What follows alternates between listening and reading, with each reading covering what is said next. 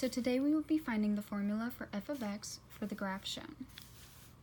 The graph shows that it's a sine function due to the fact that it's increasing as it crosses the y-axis.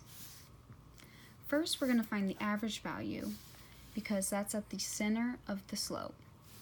And we find that that's at the value 1. So we're going to write that right there.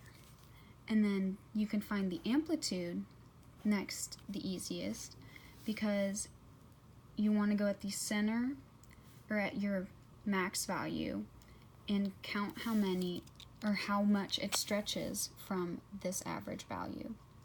And due to this graph, it goes up 3.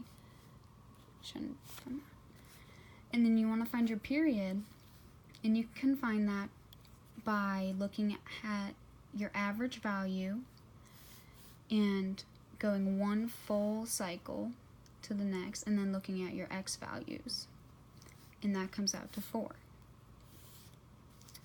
And you can find your horizontal shift,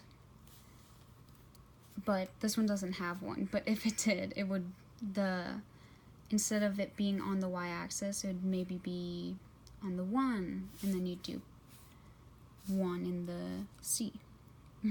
But the formula shows f of x equals not a sine b of x plus c plus d. And so to find d, use the average value. And for our graph, it was 1. And you want to find amplitude, which we already have, which was 3.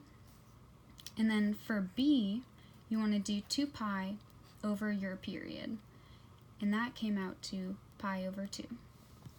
So you plug that in for your b value. And then c, it has no horizontal shift, and so the c value is just 0.